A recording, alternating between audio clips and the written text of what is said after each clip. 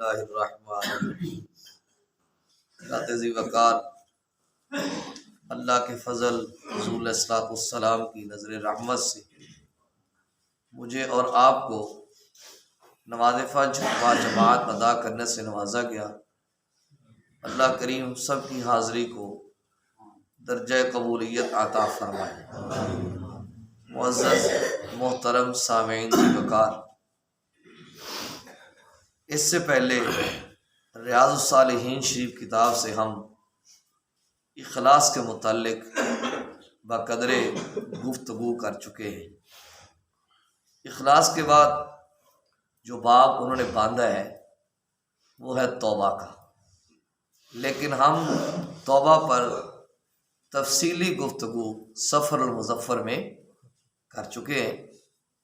آج ہم اس کتاب کا جو تیسرا باب ہے وہ ہے صبر کے متعلق۔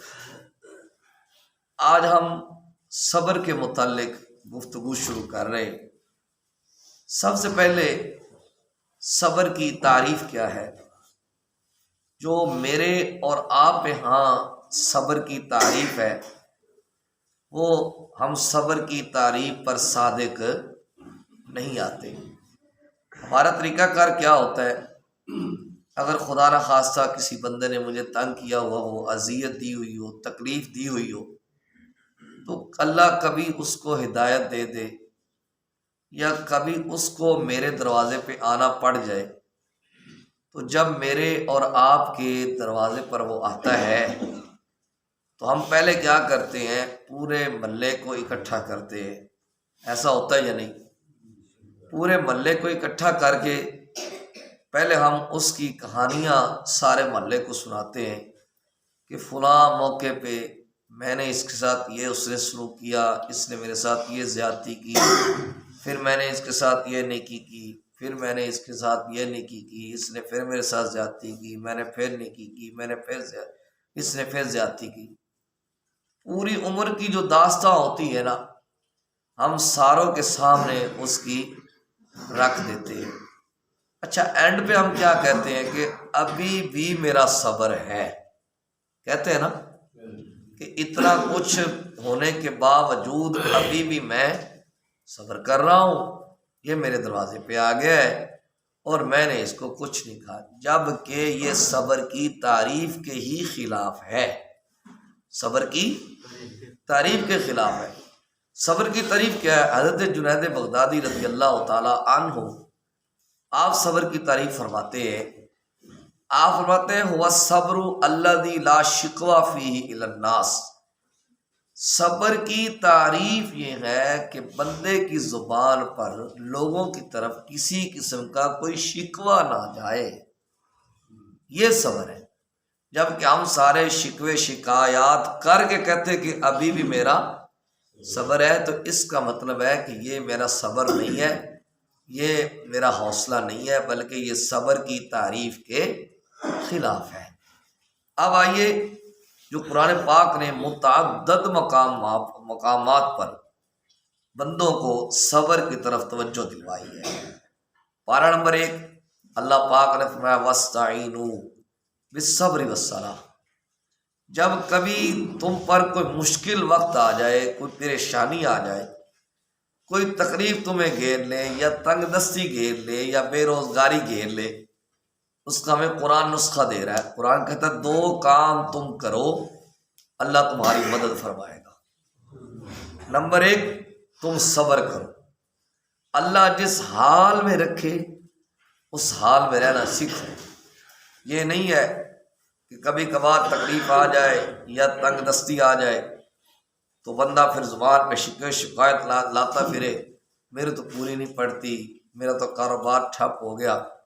حضرت رابعہ بصریہ رضی اللہ تعالی عنہا کے بارے میں ہے نا، کہ ایک نوجوان جا رہا تھا، اس نے سر پر پٹی باندھی ہوئی تھی۔ کہا کیا ہوا؟ کہا آج سر میں بڑا درد ہے، آج سر میں بڑا درد ہے۔ تو بزرگ ہوتے ہیں، انہوں نے فرمایا پہلے بھی کبھی درد ہوا ہے؟ کہا نہیں، پہلی بار ہوا ہے۔ کہا کتنی عمر ہو گئی ہے؟ 30 یا 35 سال بتائی ہوگی عمر۔ کہا جب 30 یا 35 سال مالک نے سکھ دیا تو اس وقت اعلان کیوں نہیں کیا؟ جب 30 یا 35 سال مالک نے تمہیں سکھ دیا ہے اس کا اعلان کیوں نہیں کیا؟ آج ہلکی سی تکلیف آ گئی تو لوگوں کو اعلانات کر کے بتا رہا ہے میرے سر میں بڑا درد ہے۔ تو صبر کرنا سیکھے۔ پہلا کام کیا کرنا ہے؟ صبر کرنا۔ دوسرا کام والصلاۃ، نماز کی کثرت کر دینی ہے، نوافل کی کثرت کر دینی ہے۔ اللہ کی بارگاہ میں مصلی بچھا کے بیٹھ جا رہا ہے، اللہ یہ میری پریشانی ہے، یہ تنگ دستی ہے، یہ بے روزگاری ہے، اس کو مجھ سے دور کر اور مجھے فراخی عطا کر، وسعت عطا کر، یار یہ پریشانی ہے اس سے مجھے نجات دے دے۔ دوسرے مقام پہ فرمایا اسی کی یا ایھا الذین آمنوا استعینوا بالصبر والصلاۃ، اے ایمان والو صبر اور نماز کے ذریعے سے مدد طلب کرو۔ پھر جو بندہ صبر کرتا ہے، کسی کا کوئی انعام ہے، کسی کو کسی کی رفاقت مل جاتی ہے، کوئی عمل کرنے سے کسی کو کسی کی رفاقت مل جاتی ہے، لیکن جب بندہ صبر کرتا ہے ہوتا کیا ہے؟ ان اللہ مع الصابرین، اللہ کا ساتھ نصیب ہو جاتا ہے، اللہ کا ساتھ نصیب ہو جاتا ہے۔ یعنی صابر بندے کے لیے یہ تھوڑا انعام ہے کہ اس کو اللہ کا ساتھ نصیب ہو رہا ہے۔ پھر کہیں فرما دیا واللہ مع الصابرین، اللہ صبر کرنے والوں کے ساتھ۔ کہیں فرما دیا واللہ یحب الصابرین، اللہ صبر کرنے والوں سے محبت فرماتا ہے۔ یارو جس سے رب محبت فرمائے اس کو کسی اور کی محبت کی ضرورت ہے؟ جب اللہ محبت فرما لے گا یقیناً پوری کائنات اس سے محبت فرما لے گی۔ واللہ یحب الصابرین۔ کہیں فرما دیا یا ایھا الذین آمنوا اصبروا وصابروا، اے ایمان والو تم اتنا صبر کرو، اتنا صبر کرو کہ صبر کرنے سے تم دشمن سے بڑھ جاؤ، یعنی صبر کی انتہا کر۔ تو اللہ پاک ہمیں صبر کا درس دینا چاہتا ہے۔ پھر فرمایا یہ جو اللہ کی راہ میں ہم آتے ہیں نا، نبی پاک صلی اللہ علیہ وسلم کی بارگاہ میں ایک صحابی حاضر ہو، عرض کی یا رسول اللہ مجھے آپ سے محبت ہے۔ فرمایا کیا کہہ رہا ہے؟ حضور مجھے آپ سے محبت ہے۔ فرمایا کیا کہہ رہا ہے؟ مجھے آپ سے محبت ہے۔ فرمایا اچھا پھر تکلیفوں کے لیے تیار ہو جا۔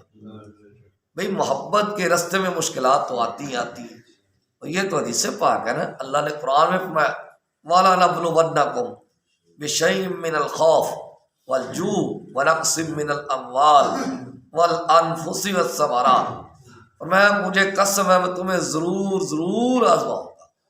2 بار فرمایا میں تمہیں ضرور آزماؤں گا، کبھی کسی چیز کا خوف دوں گا، کبھی تمہیں بھوک سے آزماؤں گا، کبھی تمہارے مالوں کے نقصان سے تمہیں آزماؤں گا، کبھی تمہارے جانوں کے نقصان سے تمہیں آزماؤں گا، کبھی تمہارے پھلوں کا نقصان کر کے تمہیں آزماؤں گا۔ اور جو بندہ ان ساری آزمائشوں پر پورا اتر گیا وَبَشِّرِ الصَّابِرِينَ، صبر کرنے والوں کے لیے خوشخبریاں ہیں، صبر کرنے والوں کے لیے خوشخبریاں۔ تو صبر کا دامن کبھی بھی نہیں چھوٹنا چاہیے۔ حالات بدلتے رہتے ہیں، وَتِلْكَ الْأَيَّامُ نُدَاوِلُهَا بَيْنَ النَّاسِ، اللہ فرماتا ہے ہم لوگوں کے درمیان دنوں کو پھیرتے رہتے ہیں، کبھی عروج ہے تو کبھی زوال ہے، کبھی زوال ہے تو کبھی عروج ہے، کبھی سورج طلوع ہو جاتا ہے، کبھی سورج غروب ہو جاتا ہے۔ تو یہ اللہ کا نظام ہے، لیکن مجھے اور آپ کو ہر حال میں جو صبر کا دامن ہے وہ نہیں چھوڑنا چاہیے۔ اللہ پاک سے التجا ہے اللہ پاک مجھے اور آپ کو اس دولت سے بھی مالا مال فرمائے۔ صلی اللہ تعالی علی حبیبہ الاعلی سید الانبیاء محمد وعلی آلہ واصحابہ واہل بیتہ اجمعین برحمتک یا ارحم الراحمین۔